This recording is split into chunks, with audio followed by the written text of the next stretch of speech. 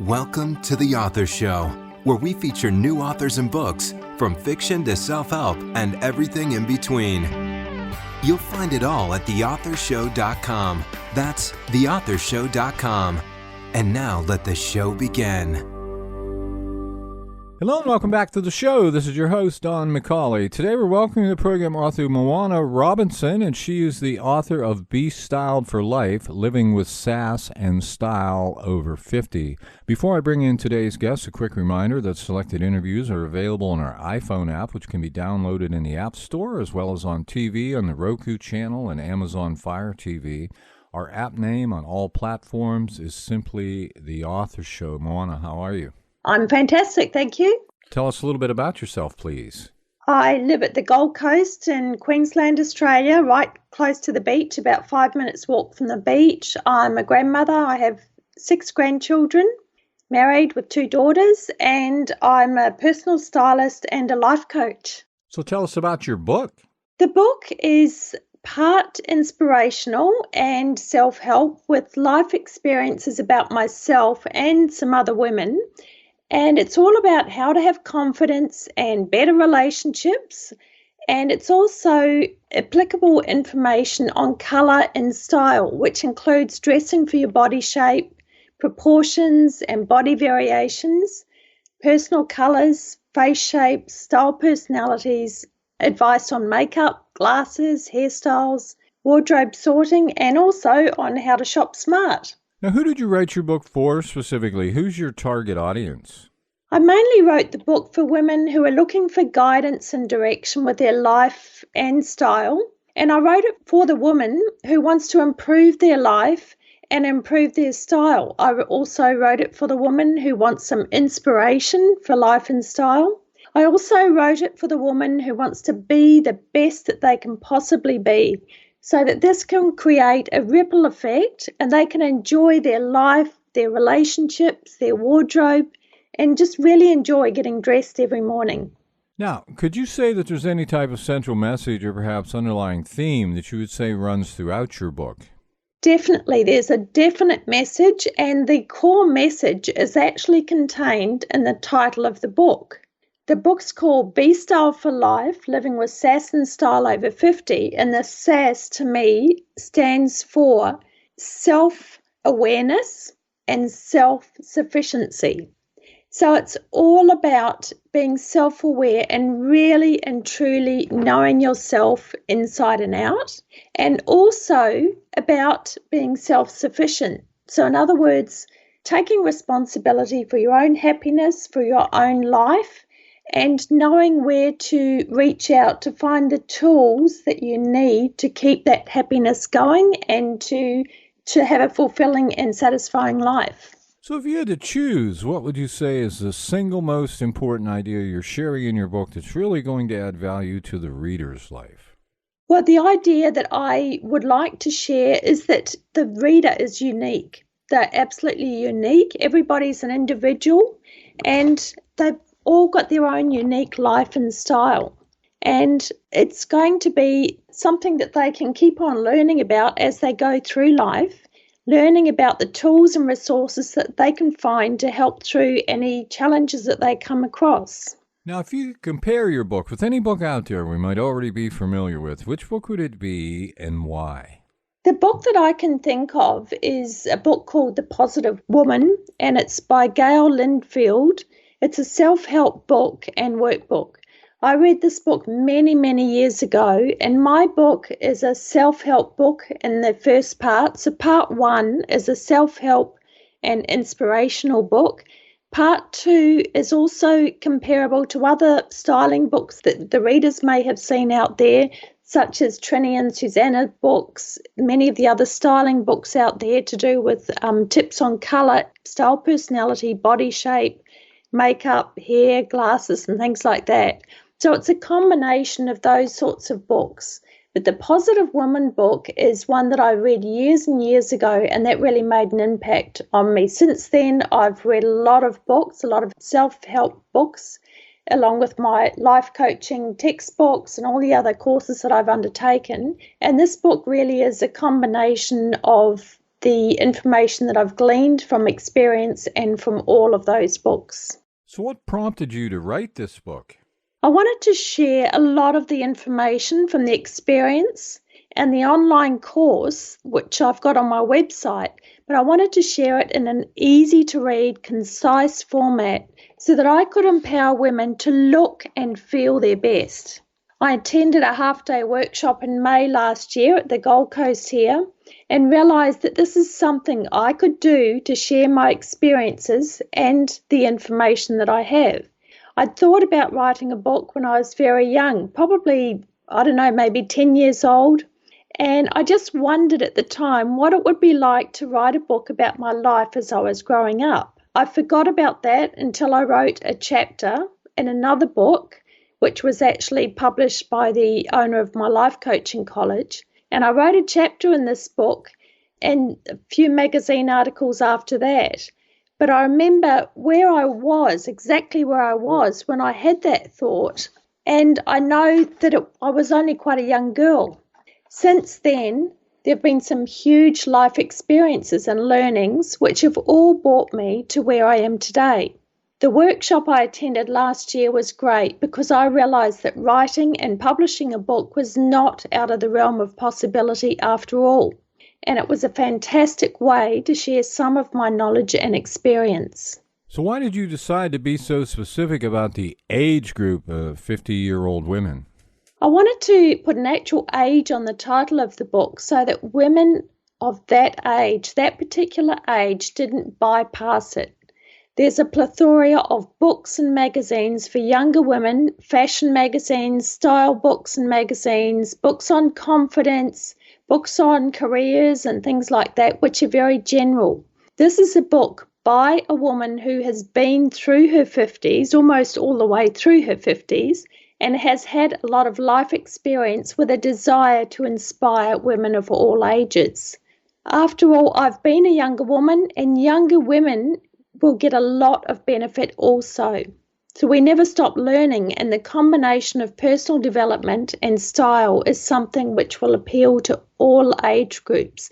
I really wanted to focus on that number 50 though, so that women of that age who maybe feel a bit lost will just really sit up and take notice and they realise that there are books out there aimed at that target market. Which part of this book did you enjoy writing the most? I definitely enjoyed writing the first part of the book as I reflect on life and how other women and myself have been through some of the experiences we've had, and many women may have had similar experiences in common. If not the same, then quite similar. And it will be relatable to a lot of women. It was unexpected that this way of writing was really enjoyable and cathartic. So what's been your most rewarding experience since publishing your book? Well, most rewarding experience has been the feedback that I've had from readers, and even quite recently, I had someone order a book for herself as a Mother's Day gift for herself, which I love. I love the fact that she bought herself a gift, and she said everyone is raving about this book. That was an unexpected compliment from a complete stranger, and it really did feel wonderful to think that I had made that sort of an impact. So did your environment or upbringing play any major role in your writing? It definitely did play a major role in my writing. English and art were my top two subjects at school, and my dad and grandparents from his side were very much into art. My great-great-grandfather was Charles Blomfield, who painted the pink and white terraces, famous painting in New Zealand. And my mum was into acting and loved the English-type subjects. She did some painting in her later years and kept memoirs for about 50 years and had always meant to write a book. All this influence and environment, I feel it really did play a major role in myself enjoying writing. So how would you describe the writing style you're using? It's definitely conversational.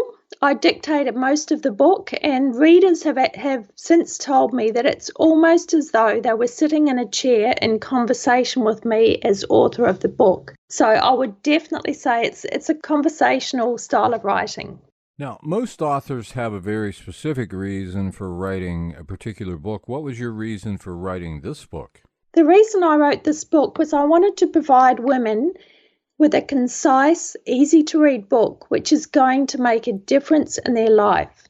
And I know that it has. One of my readers told me that she took my book on a holiday and came back feeling a different person. She felt motivated and inspired. So which part of your book would you say you personally like best? My favourite part is the Birds and the Bees chapter, which is all about relationships. I talk about the secret to successful relationships, the major threats to a relationship, and what it takes to keep your relationship healthy, and the 3 simple steps to take right now. After almost 44 years in one relationship, with, as I talk about in the book, the ebbs and flows of a personal relationship, I've learned a lot, and I share a lot of information in this book. There are action steps to take at the end of each chapter, and I can always be contacted for further assistance. I really loved writing that chapter, and I think it really is my favourite. Do you think that younger women or even men would find this book of value? I think they would. I think younger women will appreciate the book because they will aspire to really enjoy that third stage of their life. I've got 2 daughters in their 30s and they both love the book.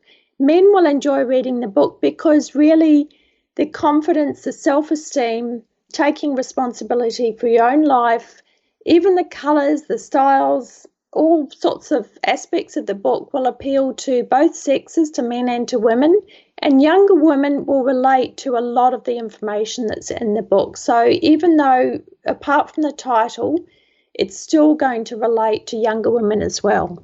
Other than selling your book, of course, is there anything else you hope to accomplish with it? Yes, I really am looking forward to making a difference to women's lives and to promoting some more of my online course, which is really going to help people to further experiment with their style. It's going to help them further develop with their confidence and also their personal development. So I'm really looking forward to supporting and encouraging at least 1,000 more women over the next 5 years with my books, my presentations, my online course, and other products which I'm developing at the moment. Your opinion, who should buy your book? I think women of any age who want to look, feel and be their best on the inside and the outside. So anyone who wants to improve their life and style and who wants to read something which will motivate them to even make a few tweaks here and there to get some ideas and some inspiration. So really anyone of any age who would like to improve their life and look, feel and be their best. Do you have a website? Yes, I do. It's B, just the letter B, styledforlife.com.au. Well, this has been just great. Our guest today has been Moana Robinson, and she is the author of Be Styled for Life, Living with Sass and Style Over 50. Moana, thanks very much for being with us today. Thank you. Thank you, Don. Excerpt from Be Styled for Life, Living with Sass and Style Over 50 by Moana Robinson. From Chapter 3, Becoming. Stop and look within. We need to look within ourselves on a regular basis instead of waiting for something to happen to remind us to do this. It does tend to be when something drastic goes wrong that we stop and become more self-aware. At this time, it's your opportunity to stop. Take some notice of yourself. Develop that curiosity muscle and get interested in what is really going on for you. Who you become. Quote, watch your thoughts, they become words. Watch your words, they become actions. Watch your actions, they become habits. Watch your habits, they become character. Watch your character, it becomes your destiny. End of quote. Lao Tzu, Chinese philosopher. Self-awareness is having a clear idea of who you are. It's knowing your personality, including your strength, your weaknesses, your thoughts, your beliefs, your motivation, and your emotions. If you're not being self-aware, it means you're not paying attention to the most important thing you can do for yourself in your life. As a coach and as a stylist, I help people become more self-aware, or in other words, to really get to know themselves. Multitasking is not effective. I now enjoy life so much. There are so many facets of my life I don't like to give up to concentrate on the other parts. I've tried to do everything at once and be superwoman. I've come to realize that multitasking just doesn't work. If there's one thing about myself I'd like to change, it would be to easily focus on one thing at a time. Multitasking is possible, but it isn't effective. It isn't something to be proud of. The brain can't effectively handle more than 2 complex related activities at the same time, and the thing you wish to change about yourself does require time and focus. This is my constant challenge. Perfectly imperfect. I joke and say that I'm a recovering perfectionist. I used to stop myself from doing things because I knew that I would want it done perfectly. Because I coach myself and I'm self-aware, I have now come to that realization. I now make myself do things even though I realize it may not be perfect. Striving for excellence. Perfectionism is a personality trait which can lead to unhealthy obsessive conditions such as OCD. Obsessive-compulsive disorder needs professional help. Being self-aware helps you realize what you're good at, what you're not good at, what you like to do, what you don't like to do, how you like to look, and how you don't like to look. It is all about knowing yourself. Being self-aware is healthy. Perfectionism is striving for flawlessness instead of simply being the best version of yourself and striving for excellence. Focus on the positives. Get to know what triggers you, know what pushes your buttons. Then dig deeper and think, why am I like that?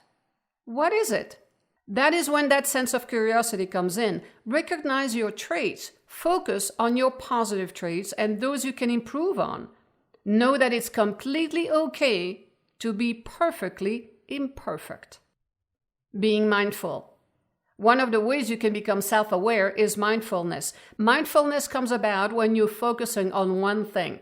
By not worrying about the past or being concerned about the future, you focus on the present moment. You become more aware of your thoughts, your emotions, and how your physical body feels. You will notice your thoughts and interpretations of life will begin to change. If you practice becoming more self-aware, it changes your mental state, it increases your emotional intelligence. This is really important in achieving what you want to in your life. My multitasking was sabotaging an ability to practice mindfulness. Once you take notice and work out what it is that you want out of your life, you will realize you actually do have control. One of the positive side effects of becoming self-aware is that you also understand other people more. You become the master of your own future and relationships improve. Something to celebrate.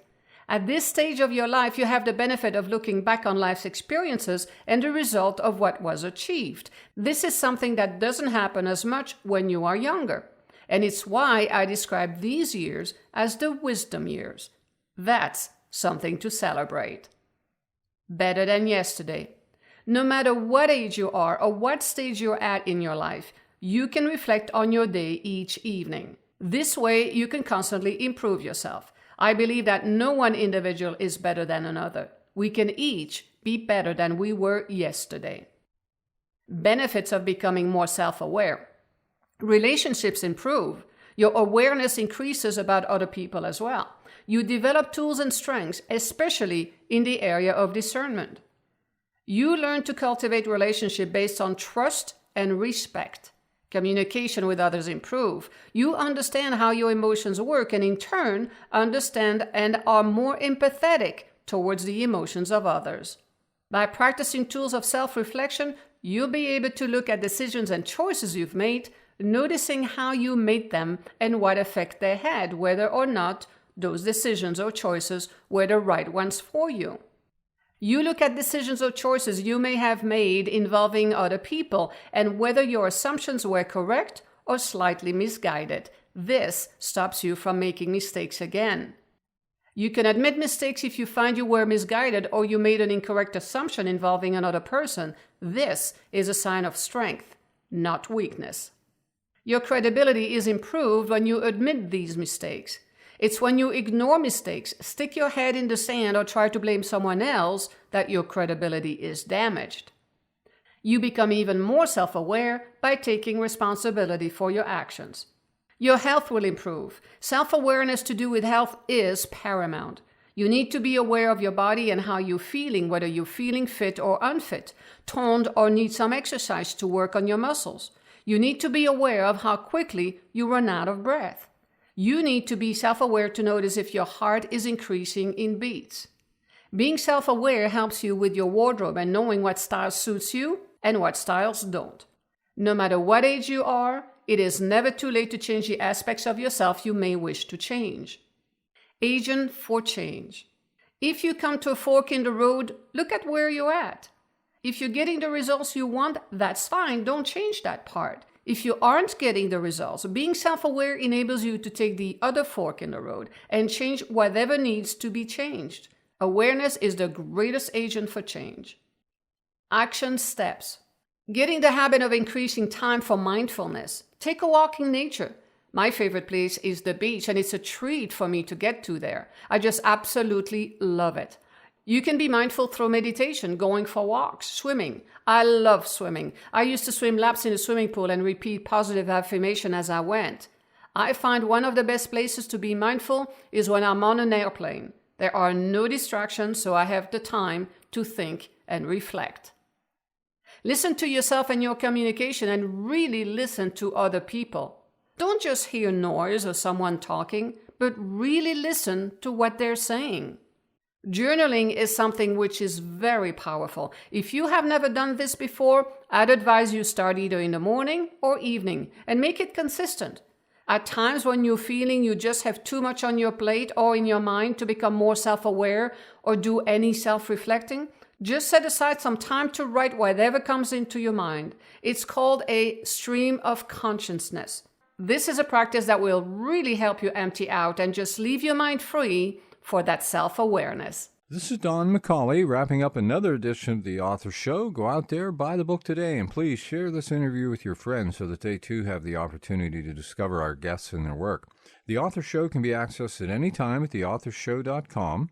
Selected interviews can also be found on major platforms like Amazon Fire TV, the Roku channel, iHeartRadio, Spotify, Google Play, and many more. And whether you're an author who would like to be featured or a reader in search of new books to read, the Author Show is a great place to start. Check us daily as we continue to introduce wonderful authors of very interesting books on the Author Show. Thanks for listening to The Author Show. Find out more about authors and their work at theauthorshow.com. Theauthorshow.com. Tune in next time to another great author on The Author Show.